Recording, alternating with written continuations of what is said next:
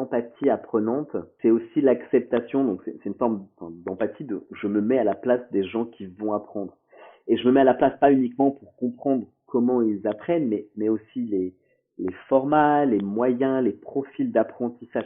Cette compétence, cette métacompétence d'empathie, on apprend en même temps et on peut l'utiliser sur de l'apprentissage. Donc c'est un peu le côté très cyclique.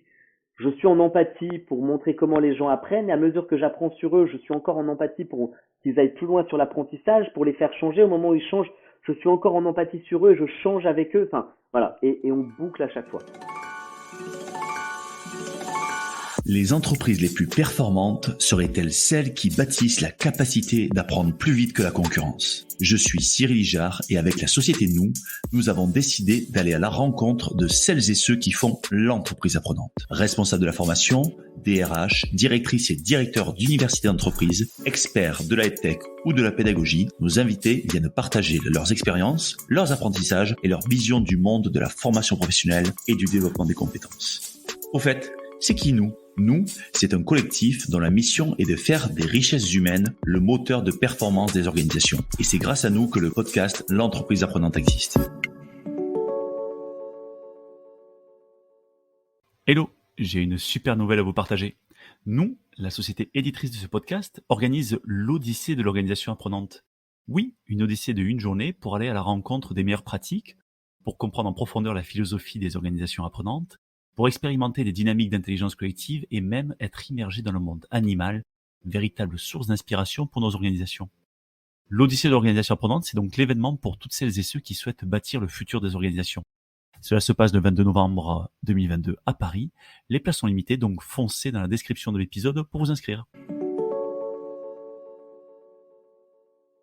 Aujourd'hui, je reçois Jean-Noël Chantreuil, fondateur de Change Factory et co-auteur de l'ouvrage Transformation RH, stratégie et tactique pour s'adapter dans un monde incertain. Avec Jean-Noël, on échange sur la permanence des transformations dans notre monde et comment les organisations peuvent nourrir leur propre transformation culturelle. Jean-Noël souligne également l'importance de l'empathie apprenante, cette métacompétence qui développe la capacité d'apprendre de l'autre, dans sa diversité, dans son évolution et dans sa singularité. Jean-Noël nous partage ensuite les points clés pour déployer une stratégie de mobilité interne avec, vous allez voir, des images assez parlantes. Dans cette quête notamment de transmission des compétences et de transfert de compétences, on aborde ensemble toute la valeur du reverse mentoring, une méthode d'apprentissage qui vient casser les silos en interne et nourrir notamment cette fameuse empathie apprenante. Cet épisode est clairement une pépite pour nourrir vos réflexions et stratégies autour de l'organisation apprenante. Bonne écoute. Bonjour Jean-Noël. Bonjour Cyril. Jean-Noël, je suis très heureux de te recevoir sur le podcast de l'entreprise apprenante, puisque finalement ça fait un moment que je suis ton parcours. J'ai eu d'ailleurs l'occasion il y a plusieurs années de participer à un événement que tu avais créé déjà sur le sujet. Sur le futur du travail, sur des sujets de ce type et qui permettaient un petit peu de se projeter. Aujourd'hui, on va parler d'un certain nombre de sujets et notamment, on va se baser sur le dernier livre que tu as coécrit qui s'appelle Transformation RH, que j'ai eu le plaisir de lire récemment. Mais avant cela, je vais te demander de te présenter et de nous donner quelques éléments clés de ton parcours. Bien sûr. Je suis également très heureux. Je vais commencer par dire merci encore pour l'invitation, pour cette belle opportunité. Et moi aussi, ça fait quelques temps que je suis tout ça. Et pardon, je suis hyper bavard et j'adore parler du futur du travail. Donc ça tombe très bien. Donc je m'appelle Jean-Noël. J'ai créé Change Factory il y a 9 ans. Et depuis peu, également, je ramène toutes mes entreprises ou autres sous l'égide de Future Factory. Et en fait, depuis 10 ans, je travaille sur le futur de la société, des habitudes de consommation, des habitudes de vie, des habitudes de réflexion et sur les habitudes autour du futur du travail. Comment allons-nous travailler demain? Comment allons-nous apprendre demain? Comment allons-nous évoluer dans cette société où, à date, le travail y occupe une place, somme toute, assez importante? Mon parcours en quelques mots, j'ai travaillé en grand groupe, j'ai travaillé en cabinet de conseil, j'ai travaillé puis investi dans des startups, vraiment différentes tailles, beaucoup à l'étranger. J'ai passé presque 7 ans à l'étranger sur mes dernières années, euh, aux US, beaucoup en Asie, au Japon, et dans d'autres pays, en Égypte ou en Italie. Et je suis également maître de conférences associé pour la Sorbonne sur toutes les réflexions de l'impact culturel du digital sur les organisations et les apprentissages. Et donc chez Change Factory ou chez Future Factory, on se concentre sur plusieurs sujets, mais du coup je vais recentrer un tout petit peu et faire le lien avec l'ouvrage. On aide à accompagner la transformation des entreprises et la transformation culturelle des entreprises. Une fois qu'on a dit ça, on est content, mais qu'est-ce que ça veut dire cette transformation culturelle? En fait, quand on parle de transformation culturelle, on parle avant tout, enfin, pour une entreprise, de la transformation de chaque collaborateur qui compose l'entreprise. Et une transformation de tous les collaborateurs d'une entreprise, ça n'existe pas. C'est en fait un moment de synchronisation de toutes les transformations individuelles. Et une transformation individuelle, ça passe par des nouvelles connaissances, des nouvelles compétences, des nouveaux comportements, sous l'égide d'une nouvelle culture. Et c'est là, à ce moment-là, nous, chez Change Factory, on agit sur les connaissances, les compétences, les comportements et la culture, sous l'égide collective de l'entreprise pour aider à la transformation. On laisse personne de côté, on travaille selon les populations, selon les modes, les profils d'apprentissage, selon l'existant. Et donc pourquoi ce livre RH et transformation? Parce qu'à un moment, il faut pouvoir modéliser, il faut expliquer aux gens, aux sociétés que il y a des choses qui fonctionnent, il y a des choses qui fonctionnent moins bien, qu'il faut expérimenter, qu'il faut faire des retours, qu'il faut accepter que le monde bouge beaucoup plus vite à l'extérieur qu'à l'intérieur d'une entreprise. Voilà. Et mon parcours aujourd'hui est là.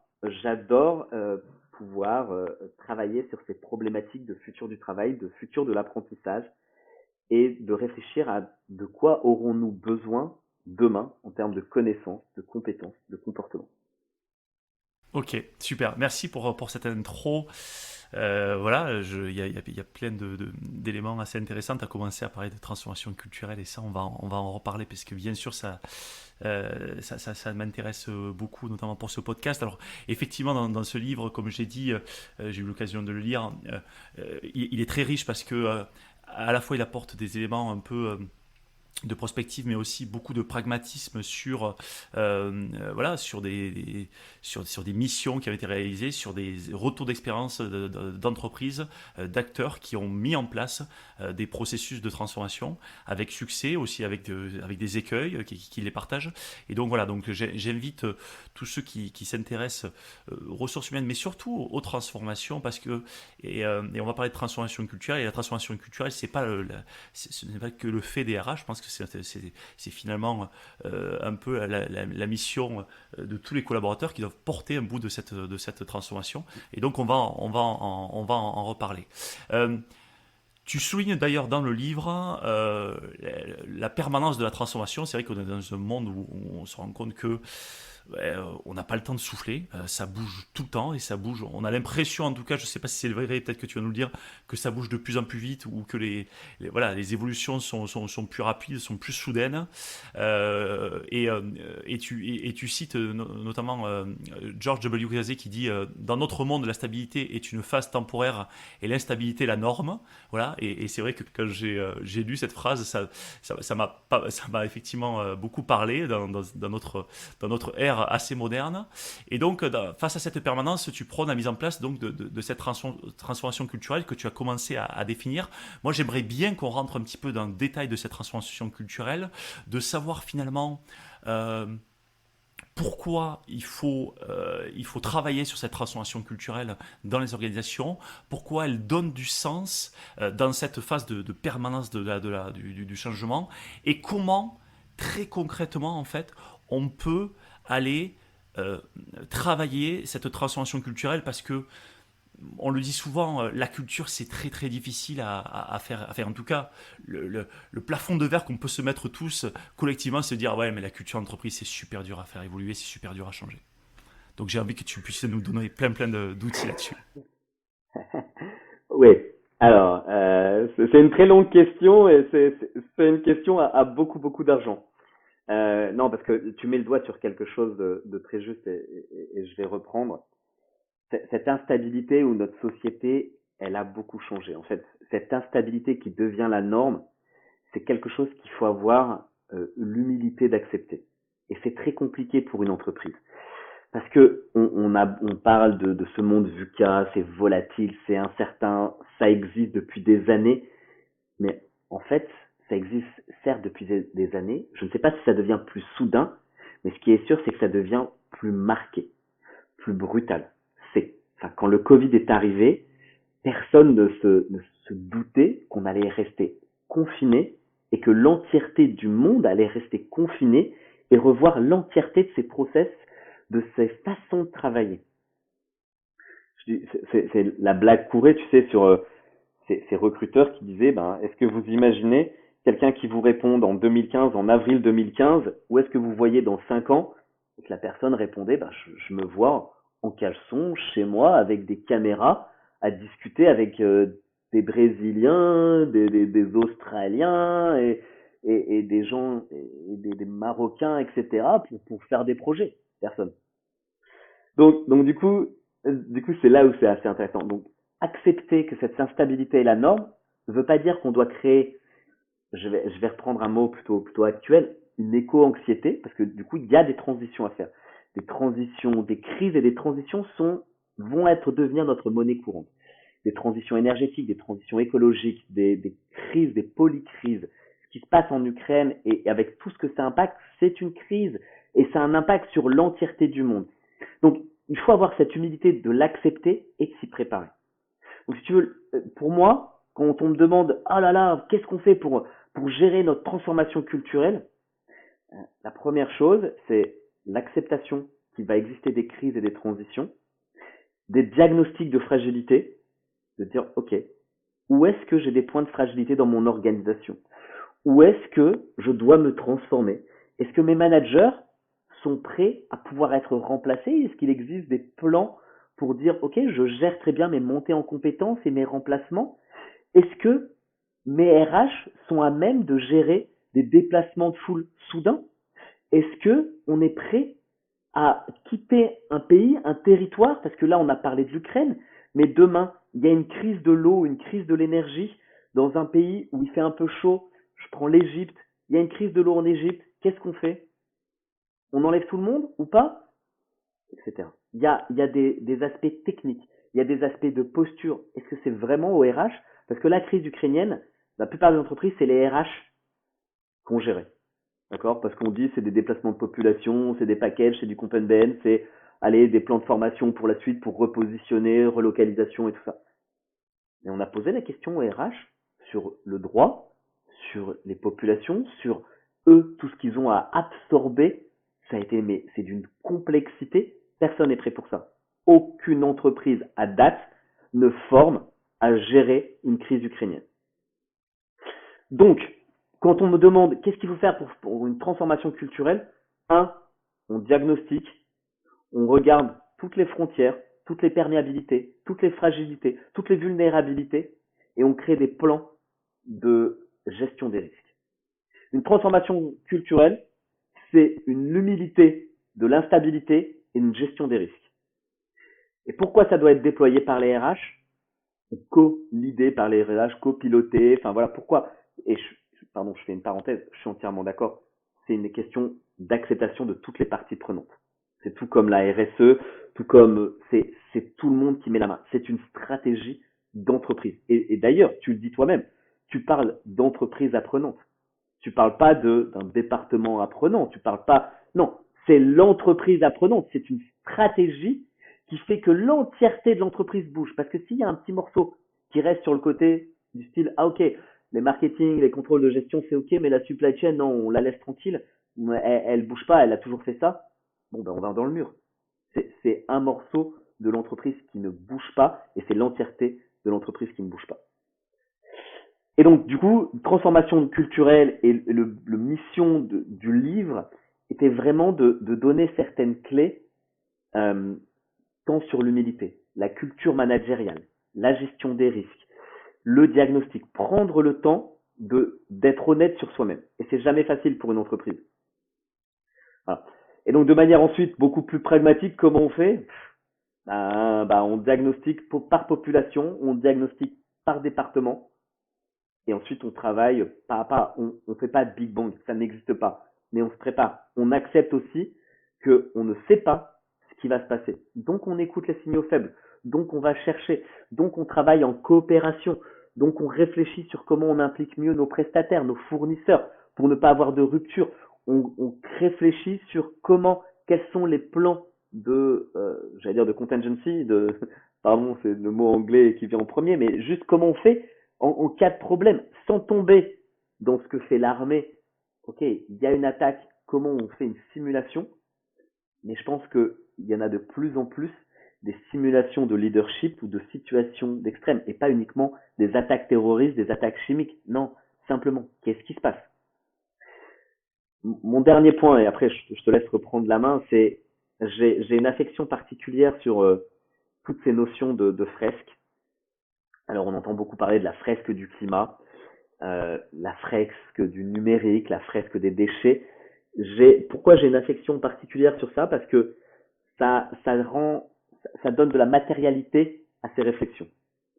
Chez Change Factory, on travaille beaucoup avec des matrices d'atterrissage. Parce que l'idée et tu parlais du livre en disant, c'est pas que de la théorie, c'est pas que de l'inspiration. À un moment, ce qui compte, c'est comment t'atterris. Comment la personne va repartir avec quelque chose en disant, je peux agir. L'éco-anxiété vient vers une peur, d'accord, de dire, le monde est foutu, et j'ai pas d'impact aujourd'hui. C'est pas parce que je fais pipi dans ma douche que je vais résoudre le problème de l'eau dans les 30 prochaines années pour mes enfants. Donc en fait, ce qu'il faut, et ce qui est important, et c'est pour ça que j'ai une affection particulière pour les fresques, et on réfléchit sur de l'ouverture ou de la création de nouvelles fresques, chez Change Factory, chez Future Factory, pour justement bien prendre en compte, on atterrit, et chacun peut faire sa part. Toutes les parties prenantes ont un rôle à jouer, aussi petit soit-il, aussi nanoscopique soit-il, mais en faisant des micros efforts, on arrive justement vers cette bonne direction de cette transformation culturelle. Ok, bon, merci pour cette réponse. Et elle m'appelle une question, euh, puisque tu as dit effectivement un certain nombre de points. Et il y a quelque chose qui était pour moi, tu vois, tu me l'as révélé, même si j'ai lu le livre, sur le fait que la transformation culturelle, c'est déjà accueillir avec humilité, effectivement, les risques. Et c'est de partir finalement on va dire, des risques, des potentialités.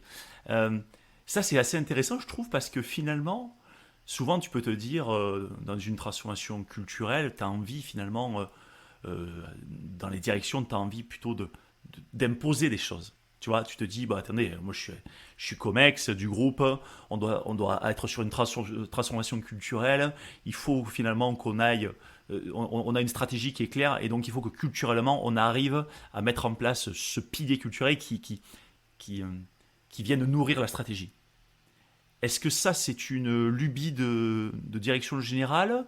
Est-ce que ça peut est-ce que ça peut finalement rejoindre finalement ce diagnostic de risque, de vulnérabilité et de potentialité? Parce que dans les vulnérabilités, derrière, il y a des potentialités. Tu vois, comment finalement, toi, quand je pense que tu te retrouves confronté parfois à ça, ben, comment tu accueilles finalement tu sais, voilà, l'espèce de saut du COMEX, du CODIR qui dit, voilà, la culture, ça doit être ça. Non, mais je vais te retourner la question sur sa notion d'entreprise apprenante. On sait qu'à partir d'un moment où il faut qu'il y ait un sponsorship fort de la direction. C'est pas une histoire d'être dictatorial et de descendre en disant on va se transformer. Ça n'existe pas. Le on va se transformer n'existe pas. On initie le mouvement. On va être une entreprise apprenante, ça n'existe pas. On le sait, ça. Mais si jamais il n'y a pas une réelle exemplarité du COMEX et un réel soutien et un COMEX qui dit ok, je participe, je m'engage avec vous, je vous donne du temps, je vous donne des moyens, on réfléchit ensemble, il n'y a pas de transformation, il n'y a pas de stratégie d'apprentissage. Donc si tu veux, j'adore, c'est Franck Ribou, l'ancien DG de Danone, l'ancien, qui disait un poisson ne pourrit que par sa tête. Et il rajoutait de manière très taquine, l'inverse est vrai aussi. Et donc du coup, t'es là genre en mode, l'inverse, mais en fait c'est de dire, c'est un moment, c'est pas juste, si tu veux faire des changements, si ça part pas de la tête, ça arrive jamais jusqu'au bout des nageoires. Et on le sait. Donc là, et on les engage. Une transformation culturelle, c'est un projet d'entreprise qui est sous une volonté du COMEX, d'accord, de la direction, du directoire, avec une exemplarité forte. J'ai toujours en tête cette, je vais, qui est pas mon histoire, mais euh, le Club Med, à un moment, sous l'impulsion de sa nouvelle CDO, je crois, ou de sa nouvelle DG, je sais plus qui était, donc je prends des nuances, mais a dit il faut qu'on passe à le réseau interne de Facebook à l'époque, Facebook at Work, exactement, qui était Facebook at Work au tout départ, tu vois. Enfin, bah, après ça a changé de nom et tout ça. Qu'est-ce qu'elle a fait? Elle a dit mais si on veut le déployer dans tous les villages, dans partout, dans le monde entier, en fait c'est soit tout le monde, soit personne. Il n'y a pas de demi-mesure. Elle a provoqué une réunion extraordinaire du COMEX et elle les a littéralement enfermés dans une salle. Et elle a dit, on ne bougera pas tant que tous les gens de cette salle n'auront pas créé un compte et posté à minima 2 ou 3 fois que vous m'aurez posé des questions, que vous l'ayez installé sur votre téléphone. Et après, on avise. Et tu sais quoi? Derrière, pendant les 10 années qu'on suivit, le Club Med a été l'exemple parfait pour Facebook at Work. Taux d'adhésion à plus de 80 et quelques %. Les DG, le directoire qui continue à envoyer dessus et tout ça. Effectivement, Voilà. effectivement. Le côté exemplarité, effectivement, la colonne vertébrale qui part de la stratégie, mais qui le fait aussi avec le concours et l'approbation des équipes, c'est ce que tu dis, et ça me paraît important. Ça me paraît terriblement important. Ah, bah, du coup, je vais nuancer ce que je dis, tu sais très bien, et tu le vois également. C'est pas, encore une fois, c'est pas une question de dictature et j'impose et voilà, c'est quelque chose. Il y a un éclairage collaboratif, il y a un vrai échange et qui dit valeur ou qui dit transformation culturelle dit bien sûr le côté qui remonte de tout le monde, j'ai pris conscience de ce qu'il fallait faire, je comprends la direction, je m'en imprègne et je la traduis avec mes propres sensations, mes propres valeurs pour en faire quelque chose de juste. Et voilà ensuite, si on m'explique, voilà ce qu'on en fait. Ok, très bien. Alors, il y a une compétence que j'ai notée, tu as commencé à parler de compétence tout à l'heure, et qui m'a marqué dans cette phase de transformation permanente, c'est l'empathie apprenante. Alors ça m'a vraiment à la fois questionné, intéressé, et j'aimerais que tu puisses nous en dire plus. Je suis curieux de savoir comment on peut aussi détecter et développer cette compétence dans les organisations, sachant qu'on sait que l'empathie est l'un des soft skills, une des méta-compétences qui devraient être les plus utilisées dans les années à venir. Je suis entièrement d'accord. Et du coup, c'est exactement ce que je disais, cette empathie apprenante, c'est aussi l'acceptation, donc c'est une forme d'empathie de je me mets à la place des gens qui vont apprendre. Et je me mets à la place pas uniquement pour comprendre comment ils apprennent, mais aussi les formats, les moyens, les profils d'apprentissage. Cette empathie apprenante, c'est cette compétence, cette métacompétence d'empathie, si on voulait créer un nouveau service, un nouveau produit, qui est, j'allais dire, matiné, enfin, ou appelé d'une forme d'itération. On apprend en même temps et on peut l'utiliser sur de l'apprentissage. Donc c'est un peu le côté très cyclique. Je suis en empathie pour montrer comment les gens apprennent et à mesure que j'apprends sur eux, je suis encore en empathie pour qu'ils aillent plus loin sur l'apprentissage, pour les faire changer. Au moment où ils changent, je suis encore en empathie sur eux et je change avec eux. Enfin, voilà. Et on boucle à chaque fois. Pourquoi je pense que cette empathie apprenante est clé? Bah, pour la simple bonne raison que y a rien de pire que de croire qu'une population est figée. Et en fait, le but est justement de toute entreprise apprenante, c'est de créer une dynamique d'apprentissage qui va perdurer. En fait, on lance et de savoir à quel moment réinjecter un peu d'énergie ou la bonne énergie. Ok. Non, en fait, je trouve que rien que le mot, et merci de nous l'avoir défini, il est assez presque enivrant, et je comprends finalement cette quête perpétuelle de la compréhension de l'autre pour pouvoir finalement collectivement, c'est ce que moi enfin, c'est ce que je ressens dans ce que tu me dis, c'est comprendre perpétuellement l'autre pour collectivement être meilleur, travailler dans de meilleures conditions, être plus content de travailler avec les autres aussi, parce qu'il y a aussi le fait qu'on soit heureux et on soit heureux et épanoui à travailler dans le collectif. Donc je trouve en tout cas le terme vraiment assez intéressant. Et je vais essayer de donner même un exemple, je vais juste le qualifier un peu plus. Pendant le Covid est apparu TikTok. En tant que personne de plus de 40 ans, quand j'ai regardé TikTok, j'étais là genre, qu'est-ce que j'en fais? Probablement pas grand-chose. Et si tu veux, ce qui a été génial, c'est qu'à un moment, je suis tombé dedans sous l'angle de la transformation, de l'engagement, de l'algorithmie. Il y a un algorithme. Mon petit côté mathématicien ressort et dit, ah, je vais regarder l'algorithme. Et là, je découvre un nouveau monde. Et en découvrant ce nouveau monde, du coup, ça m'a tellement fasciné. Et du coup, je me suis dit, bah, ok, c'est juste que je suis pas à la bonne place. Si je veux apprendre, il faut que j'aille me mettre à la place des gens qui l'utilisent. Et je suis allé discuter avec les gens, je suis allé essayer de comprendre. Mais pas des gens qui me ressemblent. Parce que du coup, si on reste entre gens qui se ressemblent, on finit par avoir un TikTok qui est chiant et qui nous ressemble. Bah, je suis allé discuter avec des gens de 14 ans en me disant, mais qu'est-ce que tu vas regarder sur TikTok? Et poser des questions, et dans la beauté, et dans les cosmétiques, et dans la construction, et dans l'industrie. Comment vous utilisez TikTok, et pourquoi sur des communautés LGBT en Thaïlande, donc envoyer des messages, bonjour, est-ce qu'on peut se parler, et les gens ont répondu hyper vite.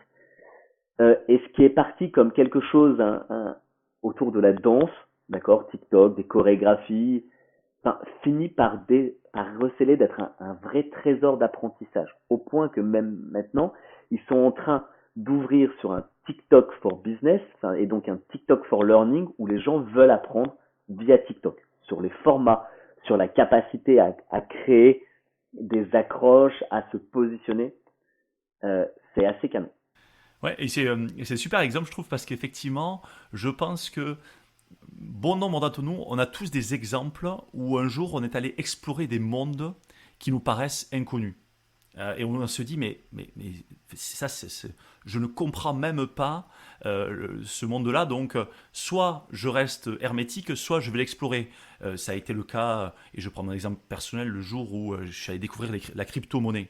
C'était incroyable, la crypto-monnaie. Voilà, maintenant il y a le métaverse, c'est incroyable aussi. Après, moi, il y a plein de choses dans le métaverse que je trouve cool, d'autres que je trouve moins cool. Mais en tout cas, le fait d'y être et le fait de se dire, il y a des gens qui sont déjà là-dedans et qui vivent en tout cas, ou qui travaillent là-dedans, on se dit, mais ouais, ils ont une autre vision, ils ont une autre vie, ils ont d'autres systèmes de pensée. Et rien que le fait effectivement de se mettre à leur place permet d'une part de sortir d'espèces de jugements et de croyances. Ça permet finalement de déconstruire nos propres croyances et effectivement d'apprendre et d'avoir une ouverture d'esprit beaucoup plus intéressante.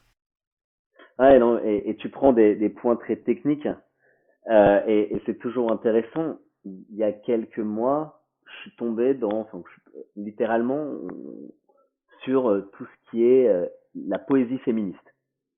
Donc, si tu veux, pour moi, c'est vraiment l'opposé de tout ce que je suis, tout ce que j'avais vécu, etc. C'est vraiment des femmes engagées. Enfin, une petite partie de moi dit que je représente ce sur quoi elles luttent. Enfin, tu vois, je suis un homme blanc d'une quarantaine d'années, et je te jure, j'avais l'impression de lire des choses ou des sujets, et j'en ai parlé justement, de lire quelque chose que je ne connaissais pas. C'est comme si une nouvelle forme de vocabulaire, de sémantique s'ouvrait à moi, et ça a un côté, enfin, enivrant quasiment, de dire, mais ah ouais, en fait, c'était sous mes yeux, et j'en avais pas la capacité de le comprendre, de l'appréhender. Et ben en fait, c'est exactement ça. Je dis pas que je suis capable demain d'écrire de la poésie féministe, je dis pas que je suis capable de faire des grands discours dessus, je dis juste que cette empathie apprenante nous permet justement d'évoluer et parfois de regarder des choses différemment, et de faire en sorte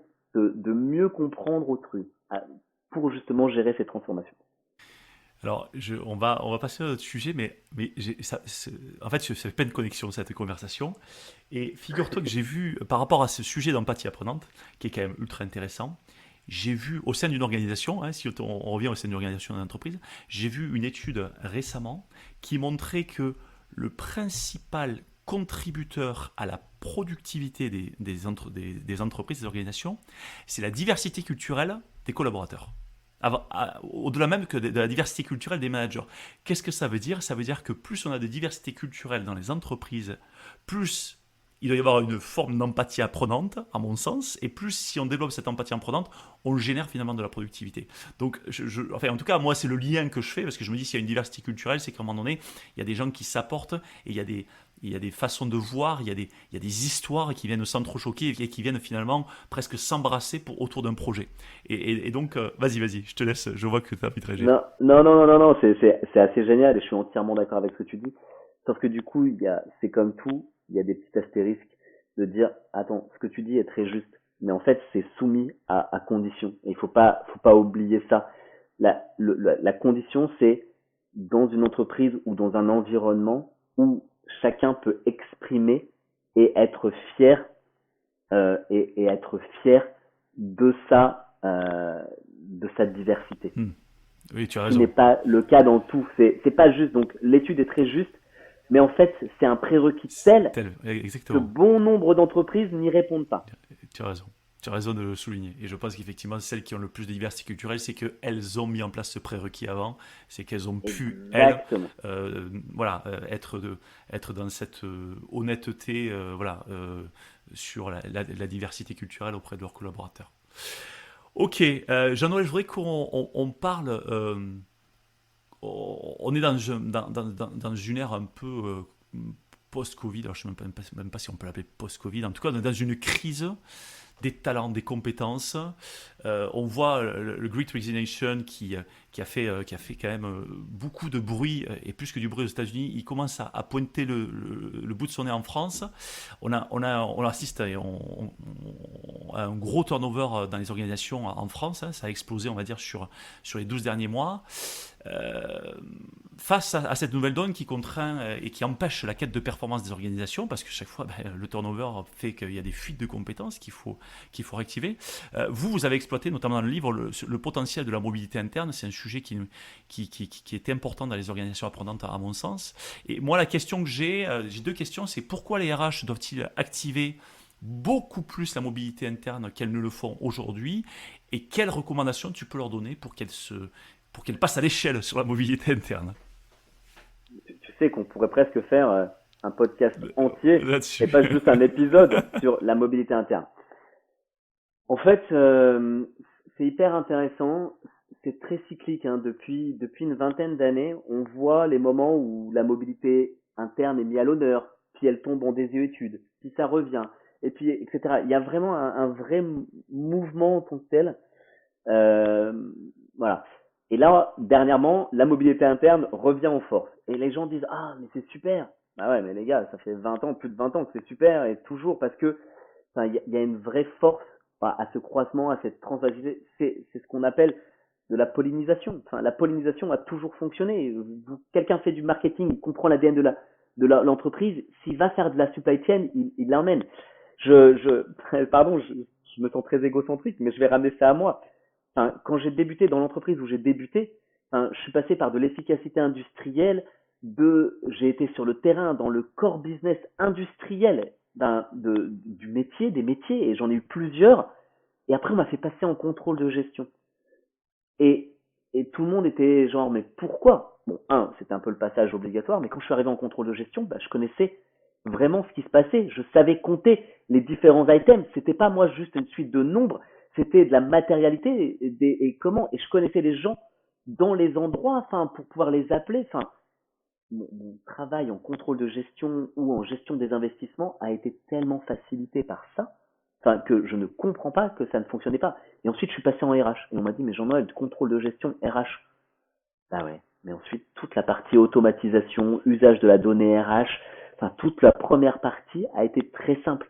Et donc, cette mobilité interne, elle vaut de l'or parce que du coup, il y a une connaissance de l'entreprise, une connaissance du maillage interne de l'entreprise qui fait que.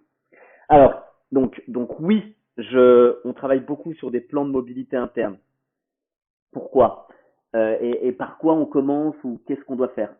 On doit avoir un vrai référentiel de compétences dynamiques.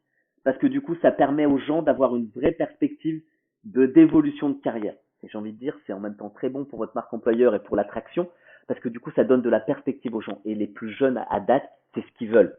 Ils veulent des témoignages, voilà ce que j'ai fait vraiment dans l'entreprise, des témoignages authentiques, et voilà mon parcours. J'ai commencé là, j'ai fait ça, là j'ai fait un saut, j'ai changé de pays ou j'ai changé de métier. Ça, c'est ce qui intéresse. Donc, cette projection, les gens ont besoin de faire des plans, même peut-être qu'ils vont pas jusqu'au bout, mais ils ont besoin de faire ces plans-là. Donc, ce maillage passe par une employabilité, une compréhension des compétences, d'un référentiel de compétences et d'un référentiel d'employabilité individuelle. La deuxième chose, Alors, juste c'est avant que tu cette passes, notion. excuse-moi de part de la Ouais, deuxième, parce que ouais, là, bien tu sûr. as Non, non, parlé je du t'en prie. référentiel de compétences dynamiques. Ouais, Je vais me faire l'avocat du diable de tous les RH vas-y. depuis 20 ans Ouais, qui ont essayé de t'inquiète. faire des référentiels de compétences, tu sais, sur Excel, qui ont passé 8 mois Ouais, bien sûr. et qui se sont épuisés et au bout de 8 mois, personne l'utilisait et en plus, il était déjà obsolète. Alors, en plus, aujourd'hui, il serait totalement obsolète au bout de 8 à 12 mois. Donc, c'est quoi aujourd'hui Ma première comment on phrase, fait? ma première phrase sur les référentiels de compétences, c'est qu'à partir du moment où tu mets ton point final sur ton référentiel de compétences, il est dépassé. D'accord? Il y a même pas, tu me parles de 8 mois, mais c'est la préhistoire à l'échelle d'un référentiel de compétences. Non, et c'est pour ça. Tu as employé tout à l'heure, et je vais capitaliser sur quelque chose que tu as parlé de métacompétences. Ça veut dire que là, de manière très subtile, tu viens de faire un distinguo entre des compétences méta et des compétences, je ne sais pas si c'est le mot que tu emploies, mais que tu vas juger opérationnelles ou pragmatiques. Des compétences que tu utilises dans ton travail de tous les jours versus les métacompétences qui te servent dans ta vie personnelle ou professionnelle. Et en fait, tu mets le doigt sur quelque chose. Il y a une compréhension des compétences. Après, les référentiels de compétences où il y a 42 compétences et comme à l'école, acquisition, acquise, en cours d'acquisition, etc., ça sert à rien. Il faut se poser la question, et là c'est un vrai travail de, ok, quelles sont les compétences dont je vais avoir besoin demain? Qu'est-ce qui fait sens? Et ensuite de travailler sur ces métacompétences entre 7 et 11 et juste avoir un premier positionnement. Ça donne déjà une direction de l'employabilité sur ces métacompétences. Et là, on l'a fait en live avec l'un de nos clients sur une partie, je sais pas, 500 personnes maintenant, mais de dire, ok, vous travaillez dans ce domaine, d'accord? Alors, je vais donner un exemple qui n'est pas tout à fait juste, mais pour bien comprendre. On va prendre les métiers de la data. Il y a des data ingénieurs, des data analystes, des data architectes, des data, voilà. Donc, en fait, tes data, tu fais ton référentiel de compétences dans ta famille. T'es data ingénieur et tu te dis, mais j'aimerais bien devenir data analyst ou data scientist ou data architecte. Eh ben, je travaille, j'ai une sorte d'auto-positionnement sur lequel on travaille. Et ça me donne, voilà aujourd'hui, mon niveau, mon référentiel de compétences. Donc, en représentation classique, on utilise beaucoup les radars, les araignées, ce que tu veux. Enfin, voilà. Mais en tout cas, il y a une représentation. Et c'est de dire, bah, voilà. Et les gens ont besoin de se projeter. Donc, voilà mon niveau aujourd'hui sur mon référentiel de compétences. Voilà la cible, le persona type, d'accord, que j'ai défini grâce à mes différents parcours pour mon entreprise. Et voilà pas la moyenne, mais la médiane. 50%. Parce que la moyenne, ça sert à rien. Ce qui est intéressant, c'est la médiane. 50% par rapport à la médiane de mes populations qui me ressemblent, voilà où je me situe. Et du coup, je suis data analyst, voilà. Et je veux passer data scientist. Je suis data ingénieur, je veux passer data scientist. Voilà là où je suis moins bon, voilà où comment les choses se raccordent. Ah, mais j'ai déjà cette compétence. Voilà. Voilà. Et ensuite, on raccorde à certains parcours d'upskilling, parce que c'est à la mode le mot upskilling, de monter en compétence. Et là, on laisse la main et on redonne la main aux collaborateurs. L'entreprise apprenante passe par la responsabilisation des parcours d'apprentissage. C'est ma conviction. Ok, ok, ok. Donc, effectivement, tu as parlé, premier point, et j'ai voulu creuser ce sujet parce qu'il me paraît quand même terriblement important et je trouve que c'est bien que tu nous donnes des clés là-dessus. Donc, premier point, effectivement, cartographie de compétences dynamiques et t'allais enchaîner sur le second point. Oui. Et donc le second point sur la partie mobilité interne, c'est d'aller cran au-dessus. Alors, quand je dis un cran au-dessus, de descendre en granularité sur tout ce qu'on met derrière People Review. D'accord? Donc, euh, on est en mode genre sur les côtés People Review. C'est pas juste de dire, et c'est pas qu'une question des hauts potentiels ou pas, et pas que sur des managers. C'est vraiment sur cette notion de, ok, voilà là où je raccorde, voilà comment je raccorde. Et deux, c'est d'avoir une modélisation de de ces mouvements ou de ces métiers. Et un peu comme on a des métacompétences, peut-être on peut avoir des métadomaines pour comprendre comment les gens peuvent bouger. Mais cartographier, tu vois, enfin c'est en fait la mobilité interne, c'est être des explorateurs. Les RH doivent être un explorateur, voire un cartographe. Il ne doit pas y avoir de terrain incognita. Et donc, comment favoriser ça? On travaille la granularité des people review. On ne fait pas que des people review pour le top 250. On travaille sur des mouvements, sur des besoins en métacompétences et en métier. Ok, et ouais, j'ai presque l'impression que les RH, ils doivent avoir, c'est un peu le Waze de l'organisation, quoi. Hein. Ils doivent déjà donner tu sais, les différents itinéraires qui te permettront en fait d'aller vers les métiers de la data, les métiers du contrôle de gestion, et puis tout ce que comment dire, le chemin qui te reste à parcourir. Effectivement, très très intéressant. J'aurais qu'on aborde un dernier point. Je sais que c'est un point sur lequel vous travaillez depuis très longtemps chez Change Factory. Voilà. Chez nous, en fait, c'est vrai que au-delà de ce podcast, on sait que nous, on a une conviction, c'est que la mère des batailles, plus que l'acquisition des savoirs, c'est la transmission des savoirs dans une organisation. On se dit que finalement le savoir il est partout. Le plus dur finalement c'est pas de l'acquérir, c'est plutôt de transmettre, et qu'à l'échelle d'une équipe et d'une organisation, on a une transmission de ce savoir, notamment dans une ère où on a un turnover qui est très très fort. Je sais que donc que vous avez une grosse expérience sur l'apprentissage entre pairs, et notamment sur le format du reverse mentoring. J'aimerais que tu nous partages toutes les vertus du reverse mentoring, parce que vous l'avez expérimenté depuis des années. Après nous avoir, voilà, je pense que c'est bien que tu nous expliques la méthode du reverse mentoring pour ceux qui ne la connaîtraient pas. Bien sûr, le reverse mentoring, en fait, comme la mobilité interne, et c'est ce que je disais, c'est très cyclique. Ça fait 20 ans, peut-être même 30 ans, voire 40 ans que ça existe, parce qu'on parlait, sans employer ces mots de reverse mentoring dans les années 80. Ce qu'on dit sur le reverse mentoring, c'est l'acceptation de dire une relation de mentoring, de coaching, c'est souvent un sachant, plus âgé, plus expérimenté, qui apprend des fondamentaux ou des spécificités à quelqu'un qui est en demande à un apprenti, à un tutoré, à un mentoré. Dans la notion de reverse mentoring, c'est deux choses. C'est de dire on renverse un peu cette relation, c'est d'aller chercher chez des gens plus jeunes ce savoir, et c'est une notion de bilatéralité aussi beaucoup plus accrue. Donc c'est de dire quelqu'un, et c'est ce que je disais tout à l'heure pour TikTok, je suis allé voir des gens de 14 ans, 15 ans en disant apprenez-moi votre TikTok. Parce qu'en fait c'est ça, l'idée est vraiment là, c'est juste j'ai pas les codes, je comprends pas les blagues, je comprends pas certaines choses de même, pourquoi ça fait rire les gens, pourquoi il y a des tendances à 200 000 vidéos, je n'ai pas la référence. Alors je peux aller sur internet, regarder la référence et on me dit ah d'accord, mais derrière quand on nous explique vraiment. Et en fait ce reverse mentoring, c'est la création d'un cadre pédagogique pour qu'un échange de savoir se fasse sur culture digitale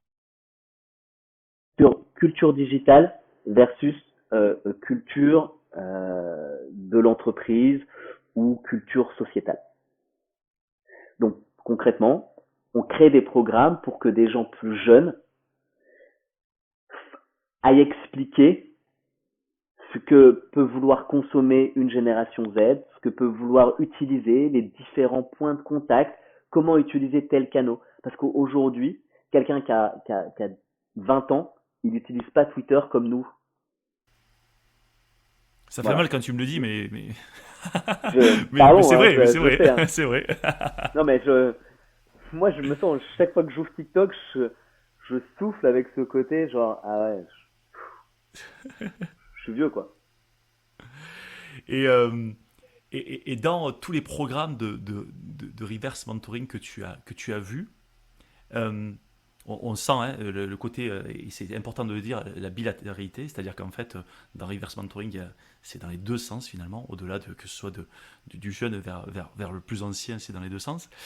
Qu'est-ce que vous avez constaté dans le après, tu vois, dans l'évolution du comportement des deux côtés, c'est quoi les gros apprentissages et c'est quoi les grands pas en avant qu'ont permis ce genre de projet? Bien sûr. Ça, c'est hyper intéressant. Je reviens juste sur un point.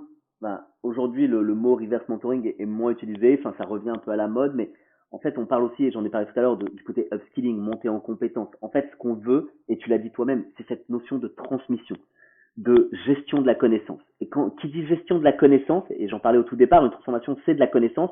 Qui dit gestion de la connaissance dit aussi transmission, dit mise à jour de cette connaissance. C'est la mise à jour, la fiabilité, la transmission. C'est tout ce qui fait un programme de reverse mentoring. C'est ça. C'est un programme de gestion de la connaissance. Alors on peut appeler ça en anglais. On parle de knowledge management ou n'importe quoi. Qu'est-ce que ça fait quand on met en place un programme de reverse mentoring, tu t'aperçois que le maillage interne explose. Parce que des gens qui ne se connaissaient pas, on casse aussi certaines barrières intergénérationnelles. Ah non, mais c'est le COMEX. Enfin, dans un grand groupe très connu, enfin, on a mis en place le COMEX. Tu verrais, enfin, les mentors avaient 22 ans, avaient moins de 2 ans d'école. Allez, non, 3 ans après leur sortie.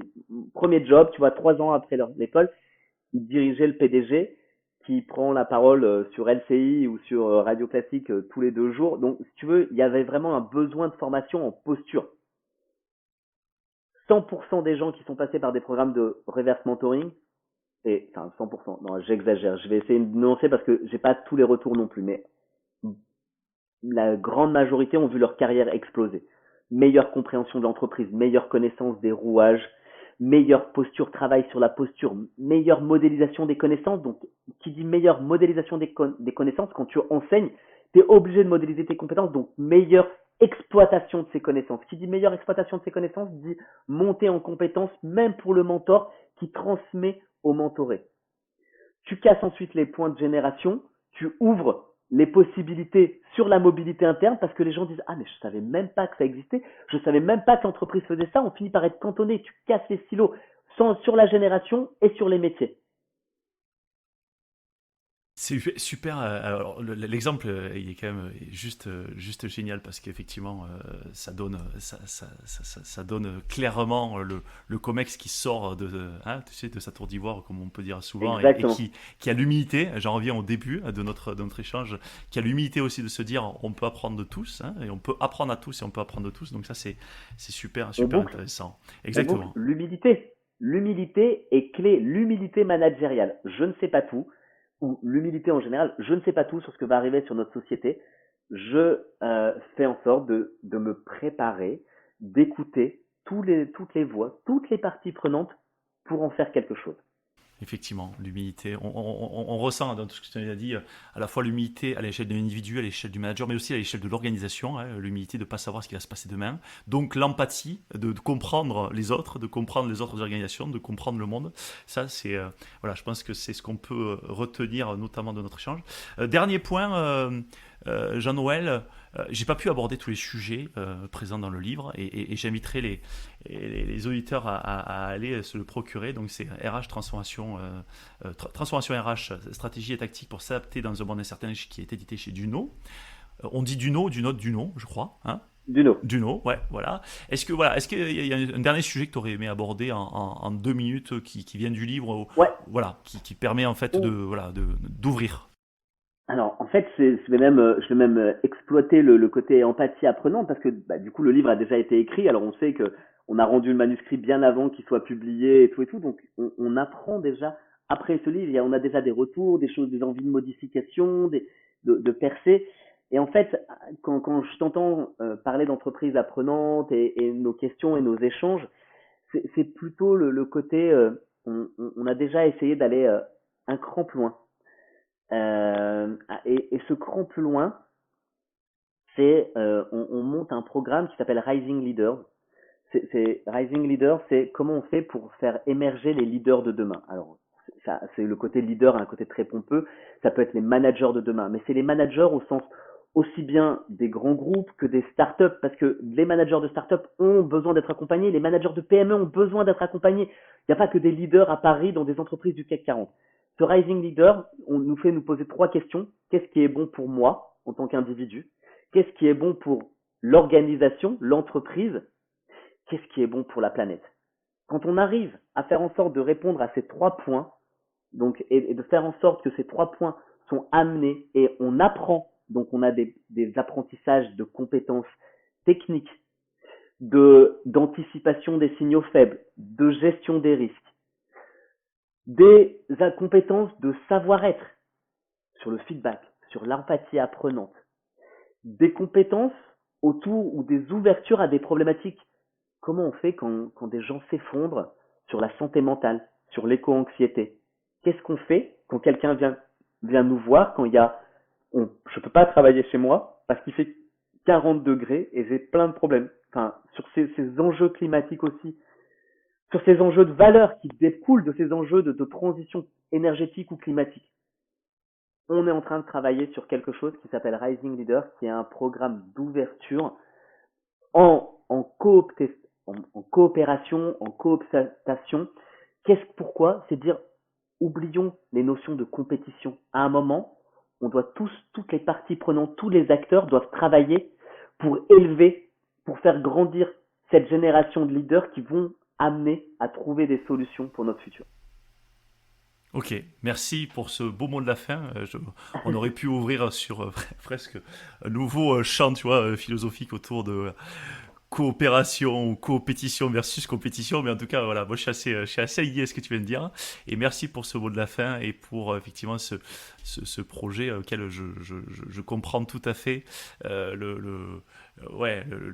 genèse et l'envie et surtout le besoin qu'il y a derrière de pouvoir mettre la partie individuelle, mais la partie people et surtout la partie planète qui en a, en tout cas, dont on a bien besoin. Voilà. Merci Jean-Noël pour cet échange. Voilà, j'ai beaucoup appris, je me suis régalé à pouvoir t'écouter et puis je te dis à très bientôt. À bientôt, merci encore.